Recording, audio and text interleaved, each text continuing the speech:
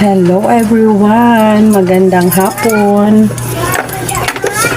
So ayan, nandito na tayo sa bahay and aalis na naman para magsundo ng mga estudyante. Ang oras ay alas 4 na. So dadating ako doon ng 4:30. Sakto lang, start na yan labasan ng estudyante. 4:30 to 5. So kanina ay nakipiesta kami. So yung vlog ko, ay naka-vlog pala ako. Yan yung i-upload ko din. So nakapag-vlog tayo doon hanggang doon lang sa unang bahay na pinuntahan namin. So ayan, samahan nyo naman ako magsundo ng estudyante and mag-vlog na rin. Ayan, kaya tayo na ang tagahatid sundo ngayon para nakakapag-vlog ako. Kasi pag nandun lang ako sa farm, wala akong maisip na i-content doon. And maraming ginagawa. Kung ano-anong mga kinakalikot doon, walisin, linisin, mga panggatong na kahoy. Pero hindi ko na iba-vlog kasi nga, yung itsura natin ay pawis na, dungis na. So, ngayon na ako naghahatid sundo. Ayan, samahan niyo po ako lagi sa araw-araw. Ito yung ating content bilang nanay na tagahatid sundo ng anak at pamangkin sa high school. Yung pamangkin kong elementary grade 6 andito na. Maaga ang out nila. Alas 3 out na sila. So, dalawang high school, isang grade 11, isang senior high ang aking susunduin. So si Papa andun sa farm. Magpapakain yun ng kambing, magpapakain ng mga baboy. So yung kambing ko pala ay for sale na yun. Lahat ng kambing ay ibebenta ko. Yun ang gagastusin ko sa pag-prepare na maka-open ng tindahan doon sa may boulevard. Yung dating resort ng tito ko ay start nating ayusin, magpabakod, magtanim, maglinis. Yan yung main purpose natin. Yun ang gagastusan muna natin. Bakod, linis. Then, magtanim. Then, i-maintain natin. Ayusin na natin pa isa-isa. By December, magpapagawa na ako doon ng tindahan. Kasi, ang pinaka-target talaga na baka mag-open yan ay ngayong summer na. Kung hindi man December, baka summer na. So, operational na yun and mag-start na ako ng bagong business na malapit talaga sa puso ko, na gustong gusto kong gawin. So ayan, samahan niyo po ako sa aking journey bilang solo nanay sa ngayon umaasa, humuhopya ba na magbabalik sa dati. So samahan niyo po ako lagi. Ayan, laging positibo, pa-smile lang yan para walang problema. So ayan, ako ay aalis na kasi nasa 20 to 30 minutes yung biyahe, depende sa patakbo ko. And mag-check pala ako ng gas kasi nagkarga ako kaninang umaga pero ginamit nga namin. Pumunta kami doon sa fiestahan. So check natin, madami pa. So magagas ako pa uwi para hindi siya umapaw. Marami pa akong gas. Magkakarga ako mamaya pa uwi para bukas ng umaga ay hindi na naman magkakarga. So tara na.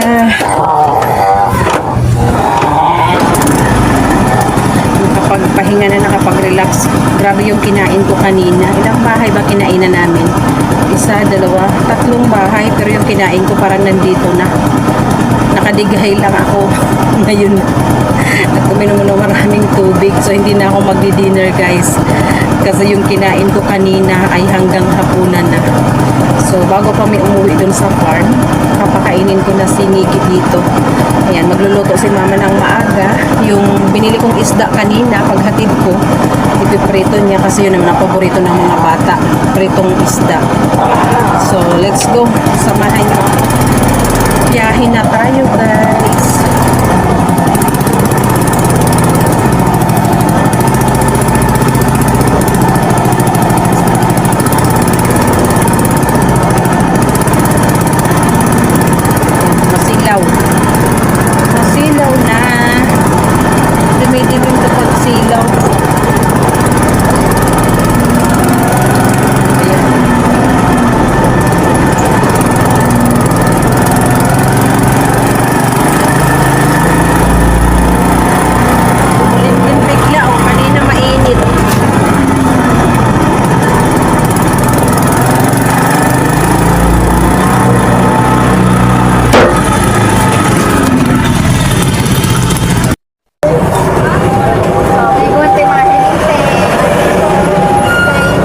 Nakipiesta bagat mi Joy.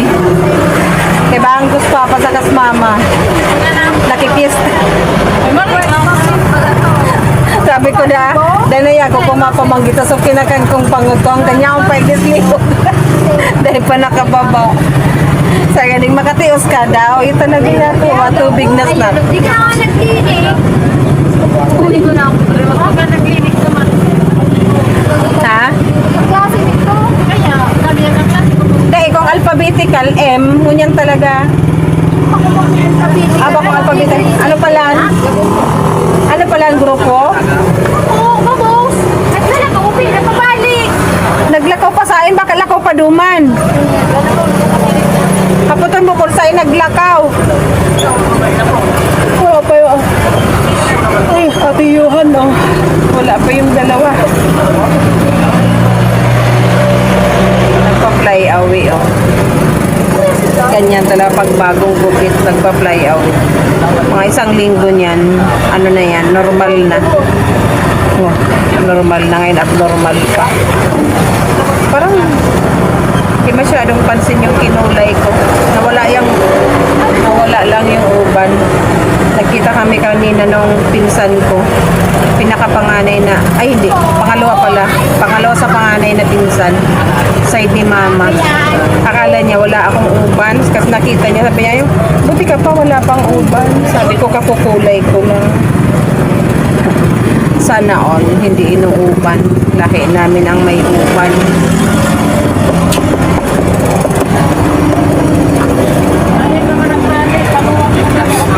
Baka naglinig. Hayop at man, hayop na rin yung ano ba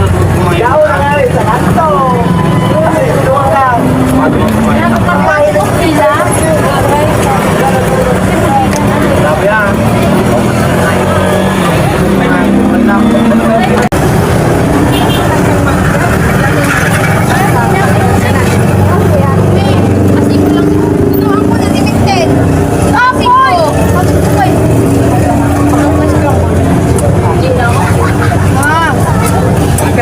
Magpantalong sa 5. Ayaw na nila kumain ng 5. Pag-black them. Ang buta ko namatay. Hindi ka ba niya sa tukang ko? Yes, kapag-produce mo. May kasyate. Uy, ka, dukulo. Beauty! Dali, payag ka mo. Dali lang, arte. Kasi na mo, paano ka mapakalap sa lektor. Kasi palagay na po dyan. Ano, mapakal kita ngayon Minggo? Bagutong ani. Hindi. Noy! Noy! Mino! Maglakad ka pa market. Mapakal kami pang Gigi. Arang din. Ibahin nga lang. Nagkatapang market? Kaya ang parte mo pa ninahiling. Aray! Hello po ba? Arati, ano maray ang bag ni Nikki, oh. Thursday pa lang, mati na. Mauna tayo, guys. Daan tayong public market. Bumili ng ice crumble yung dalawa. Sigaw bakal mangga. Diyan nga sa market. Mas mura yan, saka bagong ani. Maglakad yung dalawa. Nalakaw pa talaga. Pili ko sa nagpasakan. Nag-ice crumble nga.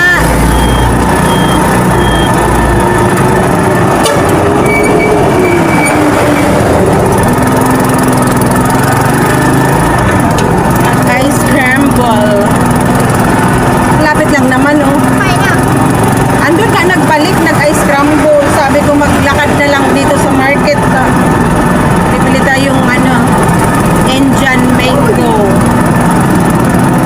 Malotong, bagong pitas. Market ngayon, tsaka bukas. Thursday, Friday, ang market dito sa San Jose Partido. May ba kayay? May ba kayay? Try ko maka-vlog. Pag di nasubo, maka-vlog. Manayay! Mahanap.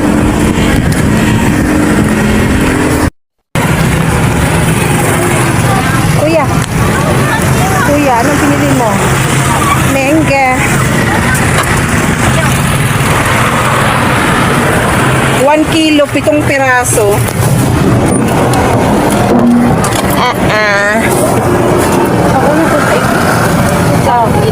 Ano ba kanas na og? Si ate lang. Sinati. Hindi ka na lang sa likod. Mababasa lang ka ni. Okay, bakit ito?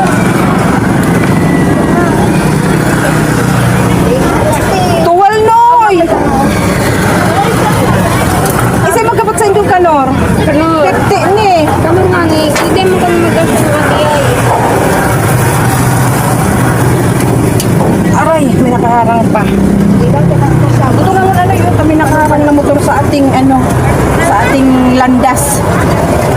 May humadlang sa ating landas. Ha? Abel, ay si Noel. Abel. Si Abel. Ito si Noel. Ayun si Noel. Sana sila. Ito lang ba? Bukas ang wallet ko. Let's go. Okay. Ngik-ngi. Ito na nga, Abel, 14. 13 lang. Grade 8 na. Ay, 14 na ba? Pero yung Grade 8? Yun na siguro. 14 na kay ba?